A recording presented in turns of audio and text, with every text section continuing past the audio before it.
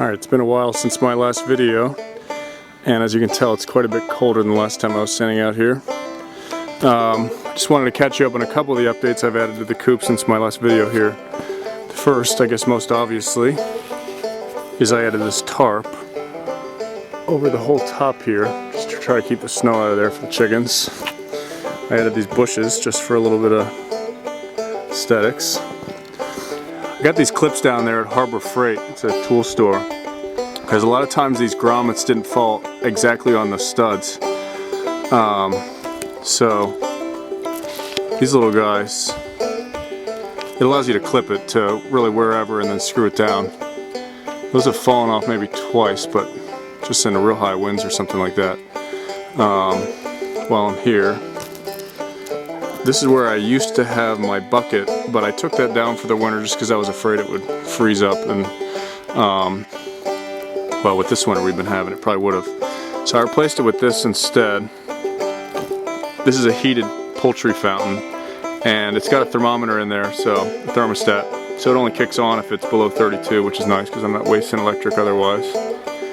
I built the base of that out of concrete backer board because I thought it might hold the heat a little bit better, and also I wasn't sure how hot that thing would get underneath, so to worry about that.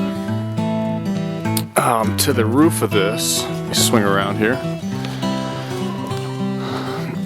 Underneath the roof, if you look up in there, let me see if I can find my finger on there. If you look there,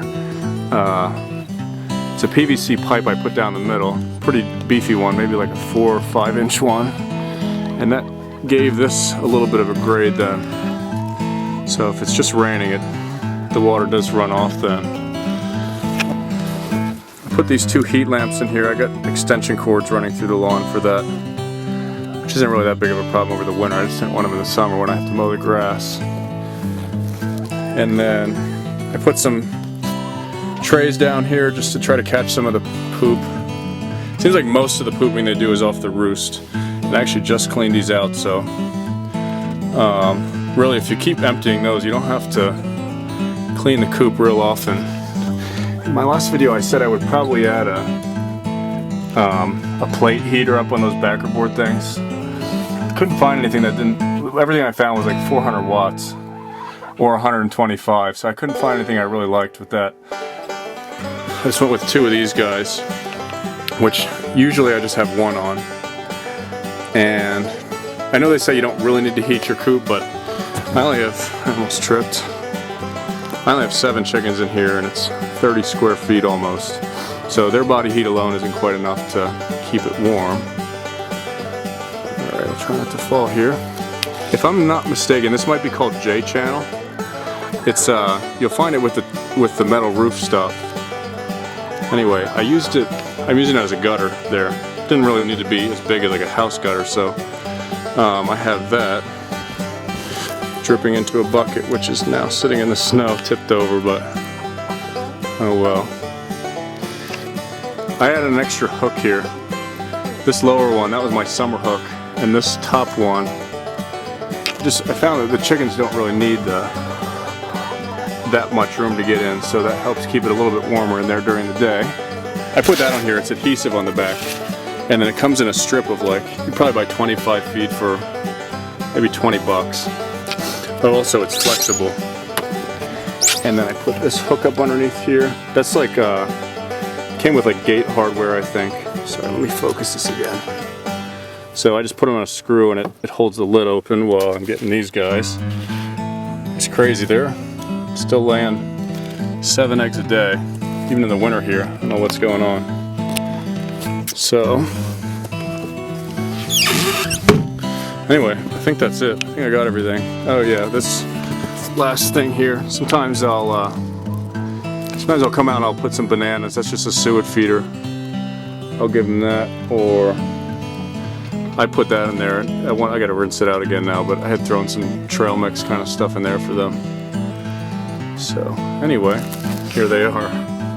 I'll leave you with that shot. All of them eating at one time there. As I said before, if you have any questions, you can post them below. I hope this was helpful. We'll see you.